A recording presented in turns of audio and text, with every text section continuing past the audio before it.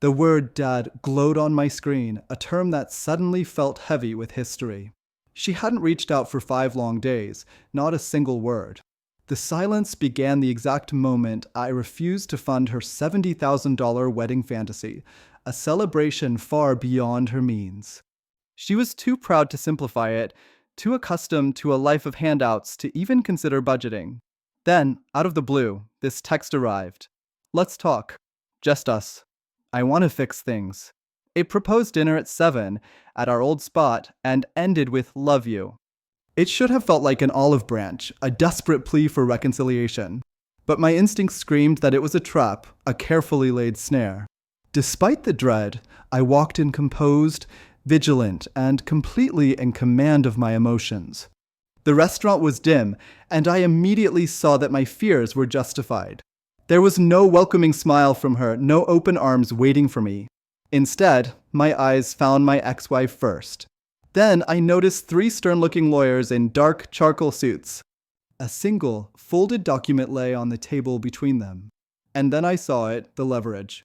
A photograph of my grandson was placed face up, right next to a pen, waiting for me. Her voice was chillingly calm and rehearsed. Sign the power of attorney and release the trust, she stated coolly, or you will never see him again. I didn't react with panic or even a flinch. I simply reached into my wallet, pulled out my phone, and said, sure. But first, someone wants to say a few words. Just 5 days earlier, she had screamed at me, accusing me of never offering any real support. Mere minutes after that outburst, she had blocked my number on everything, severing all contact. I was instantly replaced by lawyers and her own seething bitterness. My daughter, Ava, seemed like a completely different person. Or perhaps I had been blind to who she truly was all along. Yes, she was raised with privilege, but I believed I had instilled in her a strong sense of values and discipline. That belief shattered the day she showed me the wedding invoice. A custom Vera Wang gown, orchids flown in from abroad, champagne imported directly from France, even a VIP media team to make her feel like a celebrity. I could only laugh quietly before giving my final answer, no. She looked at me then as if I were utterly disposable. You don't love me. You never did. That cutting line didn't sound like my daughter. It was the voice of her mother, my ex-wife, speaking through her. The same woman who had systematically drained me during our divorce. She had taken everything asset by asset, using lie after lie. I had watched with growing dread as Ava slowly morphed into her mother's shadow, a darkness stretching over everything I had built. I just never realized that shadow now craved control of my grandson's trust fund. But in her name, when she cut me off, I didn't beg. I didn't chase her. I didn't shed a single tear. Instead, I got to work. I called my attorney, then the private investigator from my divorce, and finally the trustee of the sealed fund, a future I built for the boy.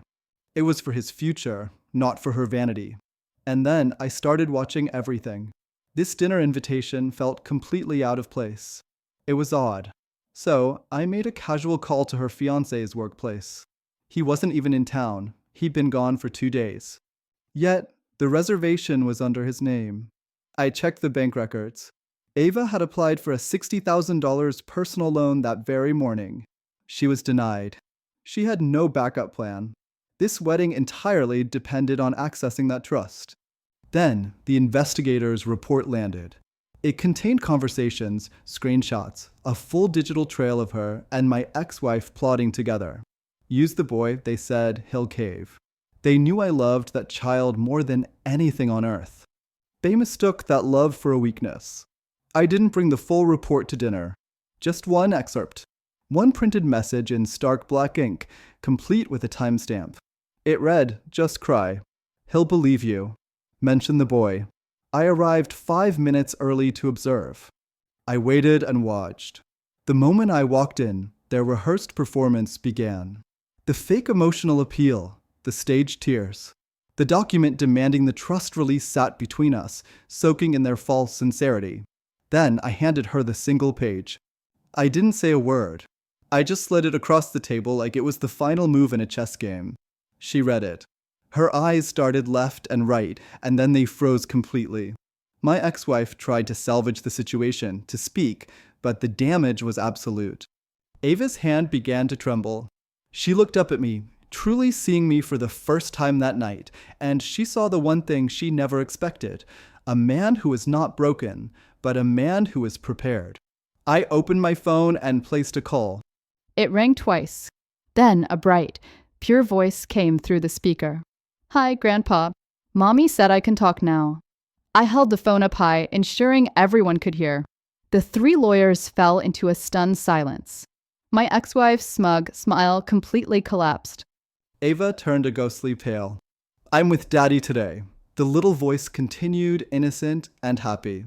"We're going to make popcorn and watch the stars. Can I show you my telescope soon?" That one voice cut through every layer of manipulation in the room. They realized in that instant that I had never lost my custody access. My grandson's father, Ava's ex-husband, trusted me implicitly. After what she had done to him, how she had tried to cut him out of his own son's life, he had voluntarily granted me partial guardianship. She had no idea until this very second.